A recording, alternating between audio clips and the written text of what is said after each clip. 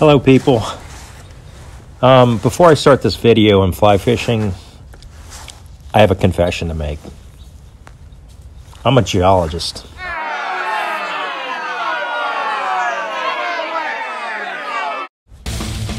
There, I said it.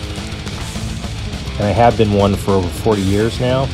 And worse, I'm a licensed professional geologist. I even married a geologist, okay? What can I say? I like rocks, all right? Now that I'm done with those confessions, I accept all the connotations that come with being a geologist, good and bad. Certainly, us geologists are a misunderstood breed, to be sure. For centuries, we've been accused of many things, many crimes. Heretics who question the literal interpretation of the biblical creation story. The geologists, including myself, claim that the Earth was 4.5 billion years old and was not flat and was not the center of the universe, and that the continents drifted across the face of the Earth. That dinosaurs were warm-blooded, had feathers, and worse, birds were dinosaurs. Can you believe that? Centuries ago, this heresy would have resulted in us geologists being burned at the stake. And we've been accused of much worse. They say geologists literally lick rocks. Absolutely 100% not true. You're both geologists? You lick rocks for a living? Is that what geologists do? All day just licking rocks? Are you guys sure you're not crackheads? Okay, I admit I've licked a few rocks on my day. Who hasn't? But it's also not true that geologists are powered by beer. That's rubbish. We don't have time for that. We have much better things to do. We are too busy searching for the big picture. The source of all that is good. Okay, I lied about that too. We love to drink beer. You'd probably want to drink beer if you had to lick rocks for a living, don't you think? So what's a geologist doing talking about fly fishing? And what does geology have to do with fly fishing anyway? Well, the answer is just about everything. With this video, I'll try to explain why.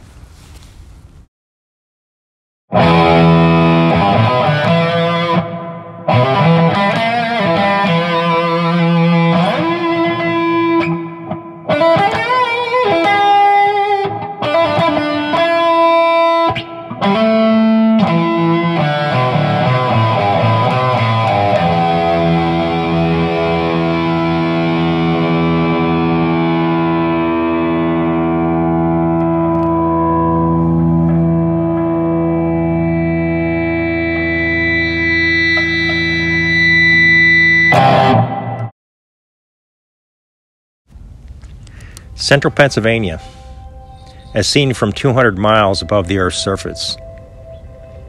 What a striking example of natural symmetry, an elegant design.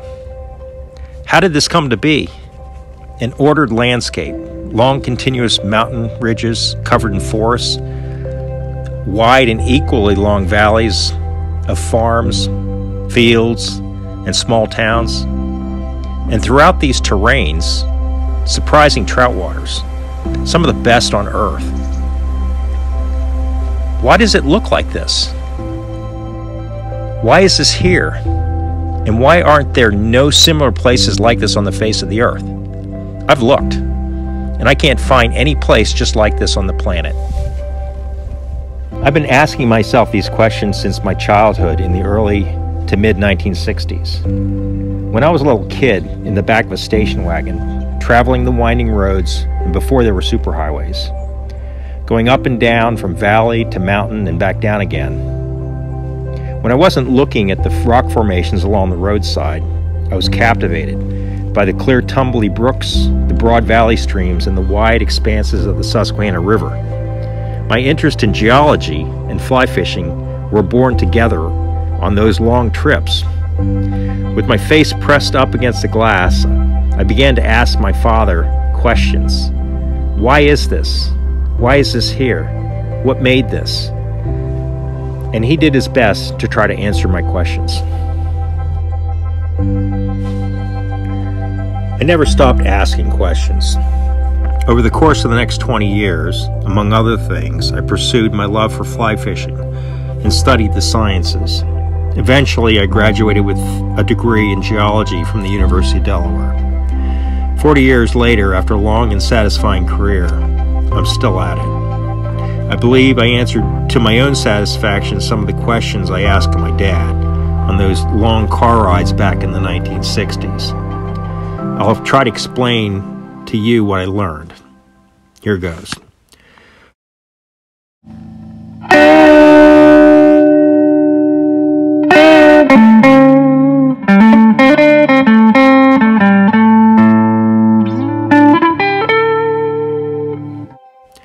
The story of how central Pennsylvania and Penns Creek came to be began a long time ago.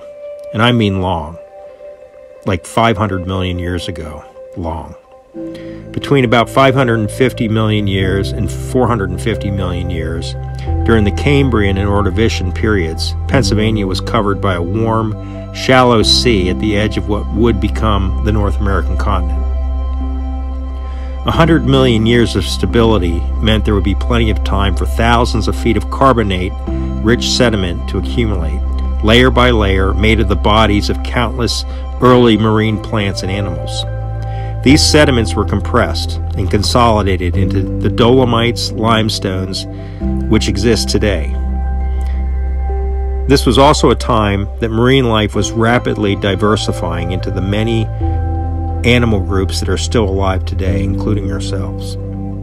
As the Ordovician period progressed, tectonic forces were bringing the continental plates together. A plate boundary formed off the coast, resulting in the formation of an island arc, similar to today's Japanese islands. The basin formed between this island arc and continent began to fill in with sediments eroding off the volcanic mountains, sands, silts, and mud. These layers covered the limestones, eventually growing thick over the last half of the Ordovician, the Silurian, and the Devonian periods. A great wedge of clastic sediments accumulated and were compressed into sandstone, siltstone, limestones, and shale. A great layer cake of different sedimentary rock types. By between 350 and 250 million years ago, the Proto-Atlantic Ocean closed for good, and the continent of Africa slammed into North America. A mountain range that rivaled today's Himalayas was formed. The thick layers of limestone, sandstone, siltstone, and shales were violently compressed, folded, vaulted, and deformed like an accordion. At the end of the Permian period, the continents parted ways and drifted apart, forming what would become the current Atlantic Ocean. Over the next 250 million years, the mighty Appalachian Mountains slowly and surely eroded into the modest, forested mountains and farming valleys we know today.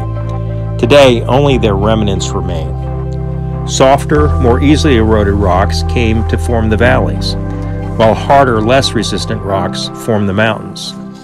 Let's take a closer look. As I often do when I'm talking about fly fishing, I'll use Penns Creek, my favorite trout stream, as an example of the points that I'm trying to make here.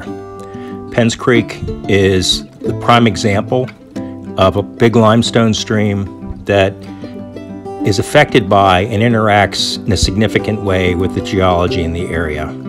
From the farming valleys to the north, through the mountains, as it makes its way south and then east and then south into the Susquehanna on its way to find the sea. I want to kind of drill down into this area in the mountains, which I think is very interesting, and show you the relationship between the geology and the features that you're seeing here.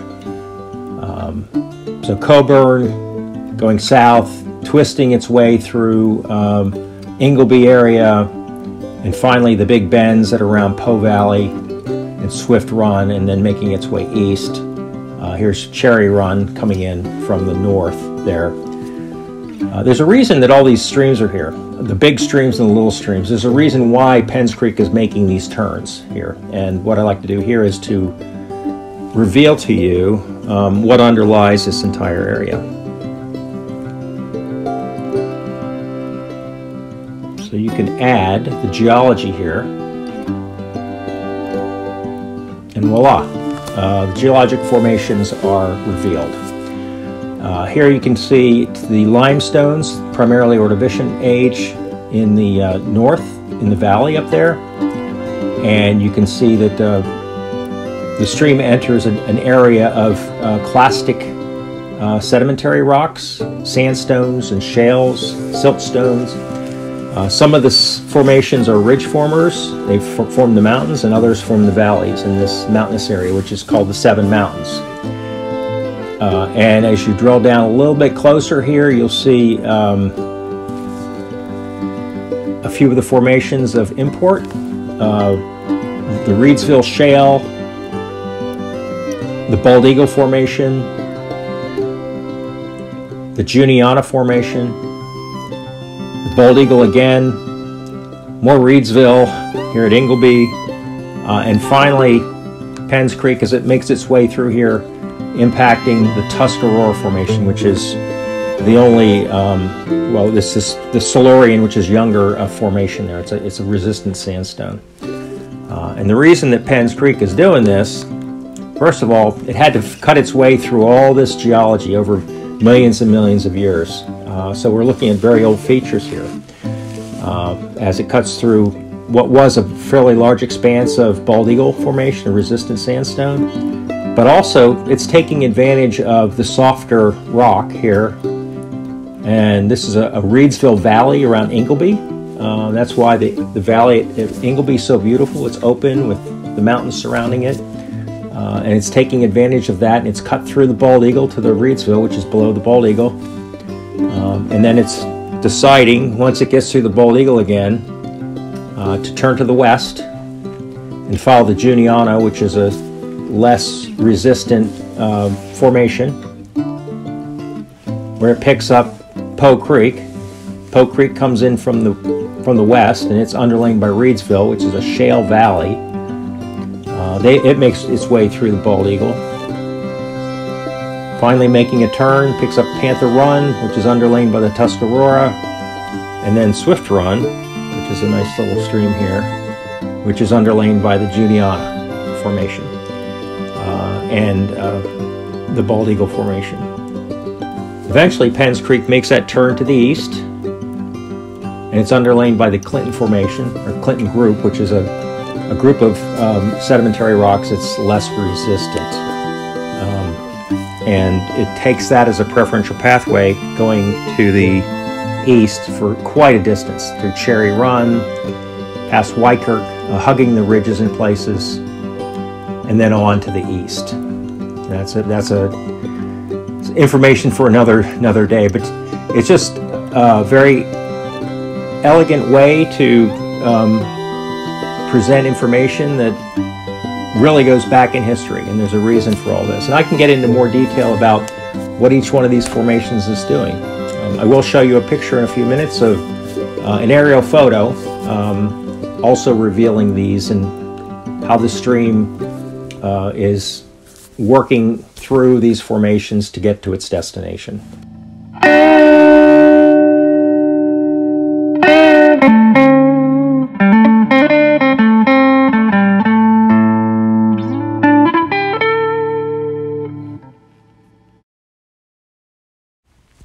So here's the geologic formations that we just talked about, superimposed on an aerial photograph of the area. In particular, this is Coburn through Ingleby, and you can see the structure and the relationship of the stream. One thing I can say is that these geologic formations are contributing to the stream at every bend, into the stream bed, affecting the structure, affecting the gradient. Very interesting interplay between the geology and the stream environment. Moving further downstream from Ingleby, through the Po Valley area. You'll see that the stream's making the big bends around the different resistant formations. Those formations are dumping large boulders and rocks into the stream, introducing opportunities for gradient to be steep, for riffles to occur, and also in certain places for pools to occur. All these things are affecting what's happening on the stream.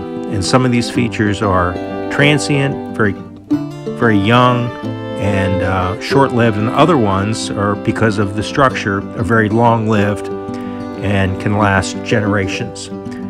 Even though we've seen some changes over time in the years that I've fished Penns Creek, certain parts of the creek are exactly the way they were 50 years ago. So I just wanted to show you what the real world looks like relative to the formations which we've identified here and talked about. So what's this look like in the real world? What I'm going to do now is to show an example, which is on Kishocoquillas Creek near Lewistown, Pennsylvania, a big limestoner that comes through the gap with some of the formations that we're talking about here. So each one of these situations where the geology is affecting the stream environment, what it's doing is providing habitat for trout and for insects and for the water to flow around. It's basically creating the environment that the trout live in. And most of your fly fishing experiences are dependent on this environment, which has been established by the geology that's in the area. This is a good place to stop and talk about structure and geology. So here you can see the big giant slabs of this here's the Bald Eagle Formation, this reddish kind of purplish stone here. Further downriver was the Tuscarora Formation. They're both ridge formers,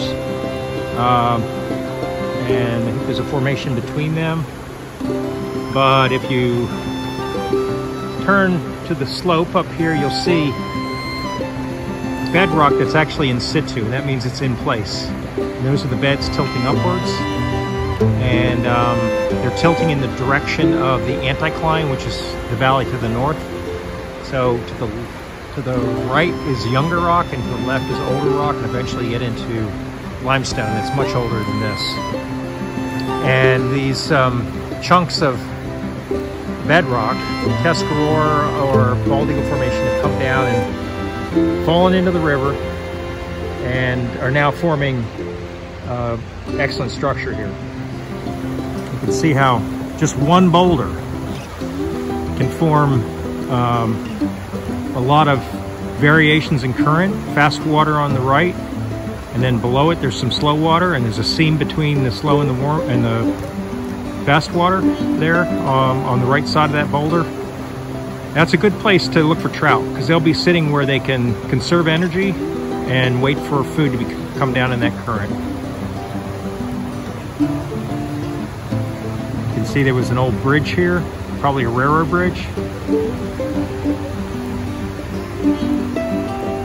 And then the base of the pool is jumbled with these smaller pieces of sandstone. You can see that nice slow water along those rocks, fast water in the front. And that's a really nice place to get trout here. I've seen a few rise in here in the last couple minutes. There's a hatch of blue-winged owls coming off. Beautiful structure. This can hold a lot of fish right through the summer. Not only is there cold limestone water coming in here, it's highly oxygenated. And although this is a stock fishery, there's a tremendous Class A wild brown trout fishery in here. And it's pounded in the spring with a lot of people looking to get fish for the table. But the stream can still hold its own. I think it's the 2nd or 3rd of October. 2nd of October, I believe. So we're very early in this fall season.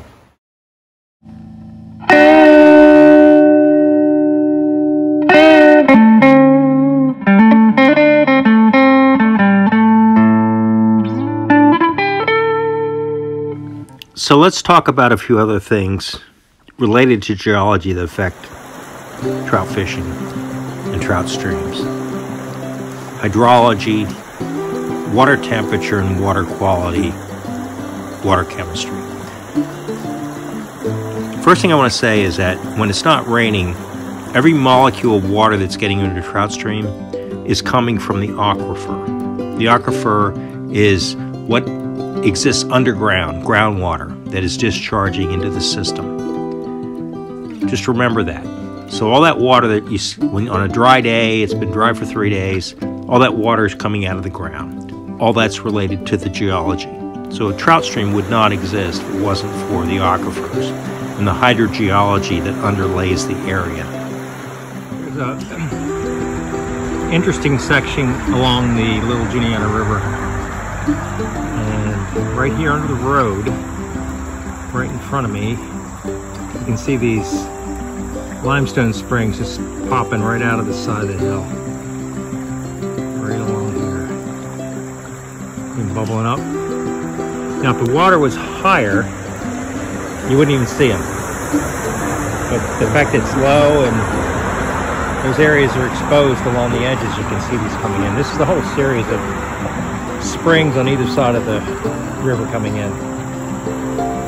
So the trout are definitely in here. I had one on quickly, and then it dropped off. And it's going to continue walking up through this pool, and there's another big pool going around the bend. That's nice. Trying to get a couple up there. As an example, the Penns Creek watershed includes a number of different aquifers that contribute to the flow of Penns Creek and its tributaries. There's limestone aquifers, and then there's also mountain aquifers, which provide smaller flows into the system. All these combine to make Penns Creek what it is. The largest contributor are the limestone aquifers that come out of the karst and the cave systems in the valleys north of the mountainous areas. The limestone aquifers in the Penns Creek watershed are unique in the fact that what they do is to take water in the form of rainwater, which percolates down into the ground, into sinkholes, and then slowly discharges that. And when it discharges that water over a long period of time, it comes out cold and of high quality and optimal water chemistry for macroinvertebrates and for the trout that feed on them. Most people who know Penns Creek know that it's very temperamental. After a heavy rainstorm, Penns Creek can get very high and muddy for days. Sometimes it may take a week or week and a half before Penns Creek becomes fishable. This is a double-edged sword. For example, Penns Creek gets high and muddy because of the farming valleys to the north. At the same time, while this is happening, the aquifers beneath those valleys are being recharged. And those aquifers release that water slowly. Hydraulic pressure results in higher flows into Penns Creek. And this can last many, many days, even weeks after a rain event. And what this is doing is creating a more stable, sustainable flow for Penns Creek into times during the summer where it may get very hot. So the aquifer itself, think of it as a bathtub. It's filling up in the spring. It's slowly releasing that water. And that maintains this stable, high-quality, cold water habitat for the trout. And that's one of the reasons that Penns Creek is such a good fishery. People also know that by the end of August and into September, that bathtub in those aquifers can drain out. And suddenly Penns Creek reduces its flow considerably. This is when Penns Creek is its most vulnerable. When that bathtub of an aquifer in the valleys empties out. And there's a couple of months where the water can be so low that the trout really have no place to go except to hide under rocks or go into deep pools and to try to avoid predators. Eventually, thankfully, as the fall progresses, September into October into November, the rains come back and the aquifer begins to fill up, and Penn's Creek is reborn into its former self and maintained through the winter until the spring, when the cycle continues.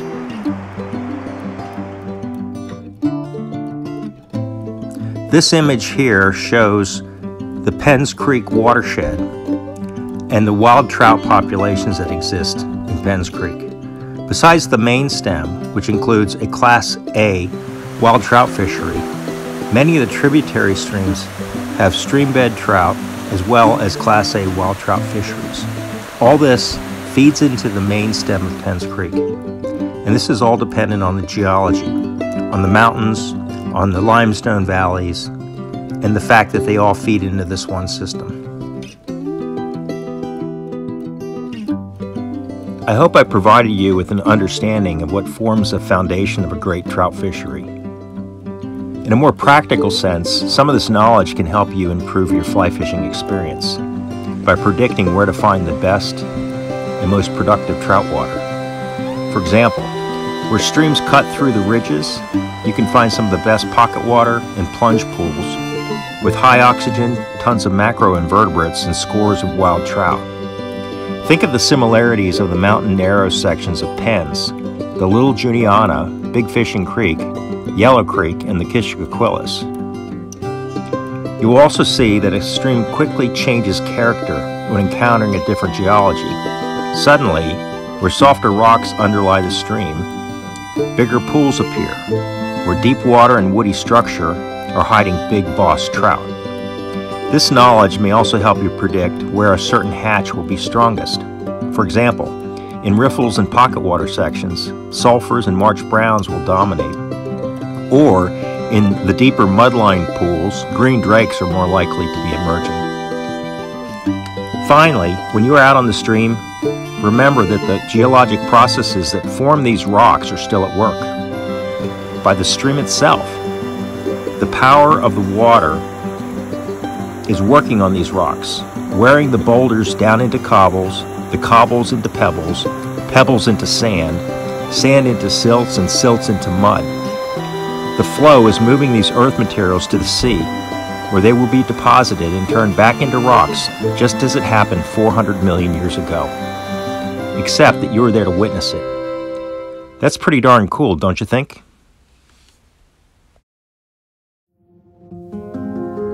For the average fly fisherman who is more interested in the here and now, there is still much to geology which is as relevant to his fishing as is the rock he stands on, or for that matter, the one sheltering the big brown trout which just rose to a dun 40 feet out into a cool spring-fed limestone flow in front of him. The rock was formed by fine sediments laid in shallow coastal seas hundreds of millions of years ago. These sediments were consolidated and subsequently folded and faulted and thrust heavenward when the continent of Africa slammed into the east coast of North America. A mountain range was created that would have easily rivaled the Rocky Mountains or the Himalayas in stature. Water fell in the form of snow, ice, and rain and worked to erode these mountains. After millions of years of erosion, the mountains were worn down to the modest hills and valleys of today's Pennsylvania. Erosion-resistant sediments form the highlands, whereas more easily eroded shales and limestones form the valleys. Where resistant formations rose out of the earth, long continuous ridges were formed. Likewise, where softer, less resistant formations emerged, valleys were formed. Ice ages came and went. Bare rock was cracked and frost heaved into great fields of talus, which filled the mountain valleys. In limestone regions, the water dissolved hard limestone into underground passages and great caverns, and emerged as cold, rich limestone flows. In places, the limestone streams pushed through the mountain passes, over the huge talus boulders in their search to find the sea. Meanwhile, the fly fisherman rolls a tight loop above the great rock where the trout last rose. In this way, the fly fisherman becomes a part of and participant in a grand scheme. His actions are uniquely connected to millions of years of Earth history. Some fishermen may not find this information I've presented here at all interesting. As a scientist, I see the interplay of life, forces, and matter at work as fascinating and relevant, dynamic, and even poetic. Regardless of our individual viewpoints, we all stand to lose something wonderful or save it. So what does this mean to you? And why did I go through the bother of writing this lengthy monologue? I couldn't guess whether one other fly fisherman would find this exercise at all interesting. I can only hope that next time you stand on a rock at your favorite trout stream, or trip on one, as I often do, you may appreciate and wonder about the why of the place, as I have, and realize that there really is a grand scheme.